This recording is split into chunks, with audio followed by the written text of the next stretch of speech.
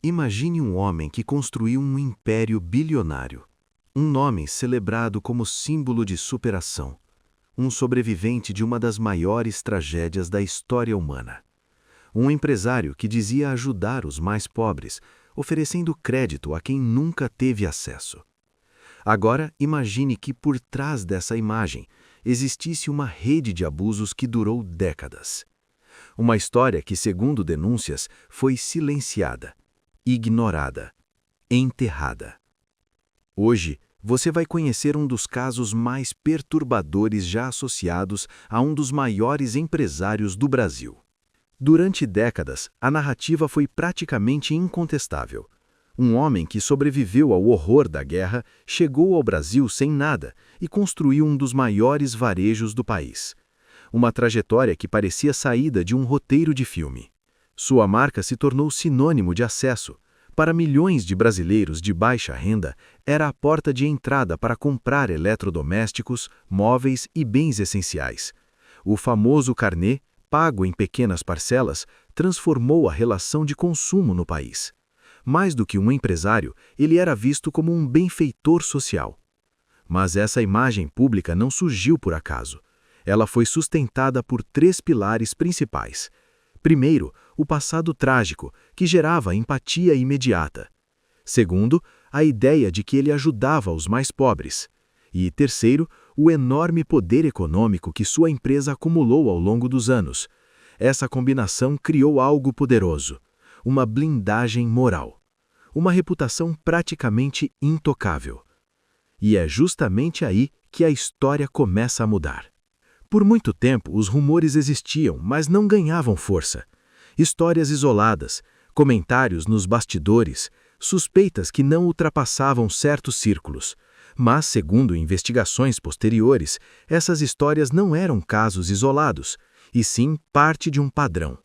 Relatos apontam que por mais de 3 décadas teria existido um esquema estruturado de exploração sexual envolvendo meninas em situação de extrema vulnerabilidade.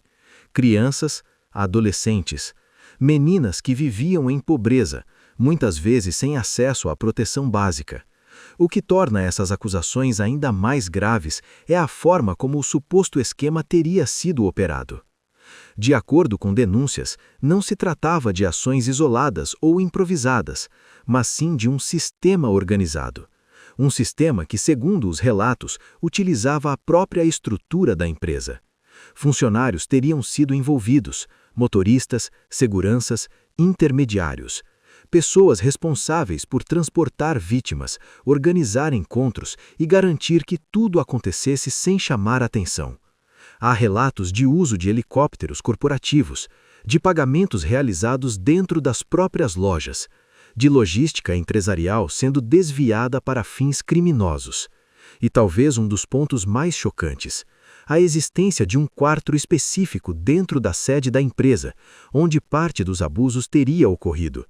Um espaço próximo à presidência, discreto, isolado e, segundo relatos, utilizado de forma recorrente.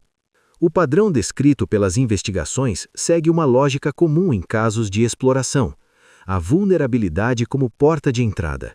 As vítimas eram, em sua maioria, meninas em situação de extrema pobreza, sem acesso a recursos, sem proteção, sem voz e, muitas vezes, sem qualquer perspectiva de mudança de vida. É nesse cenário que entram os aliciadores, intermediários que identificavam essas meninas e faziam promessas: dinheiro, cestas básicas, roupas, eletrodomésticos, pequenos benefícios que para muitas dessas famílias representavam sobrevivência, mas que, na prática, escondiam um custo devastador. Os encontros aconteciam em diferentes locais. Além da sede da empresa, há relatos de abusos em apartamentos no litoral paulista, incluindo cidades como Santos e Guarujá. Também há menções a uma mansão em Angra dos Reis, onde festas privadas teriam sido realizadas. Ambientes isolados, controlados, difíceis de acessar e ainda mais difíceis de investigar. Uma das questões mais inquietantes dessa história é: por que isso demorou tanto para vir à tona? Segundo relatos de jornalistas e investigações independentes, a resposta pode estar no poder econômico. A empresa envolvida era uma das maiores anunciantes do Brasil, com campanhas publicitárias massivas, presença constante em televisão, rádio e jornais, um faturamento publicitário que sustentava parte significativa da mídia. E isso cria um conflito evidente. Publicar uma denúncia dessa magnitude poderia significar perder milhões em receita.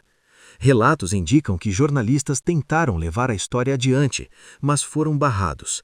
Reportagens que não avançaram, pautas que foram engavetadas, decisões editoriais que priorizaram interesses financeiros. Se isso for verdade, estamos diante de algo ainda maior do que um caso criminal. Estamos falando de um possível sistema de silenciamento. Durante anos, o caso permaneceu nas sombras, mas isso começou a mudar. A virada aconteceu quando uma investigação independente finalmente reuniu depoimentos, documentos e evidências suficientes para tornar a história pública.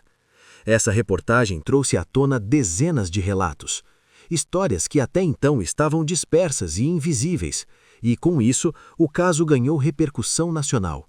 Mas havia um detalhe crucial: o principal acusado já havia morrido. A morte encerra muitas coisas, mas nesse caso também encerrou a possibilidade de um julgamento criminal direto. O empresário faleceu em 2014, com 91 anos, sem nunca ter sido formalmente julgado por essas acusações, sem condenação criminal, sem um processo que pudesse estabelecer responsabilidades de forma definitiva. E isso levanta uma questão importante. Quantos casos deixam de ser investigados enquanto as figuras envolvidas ainda estão vivas? E o que acontece quando a verdade chega tarde demais?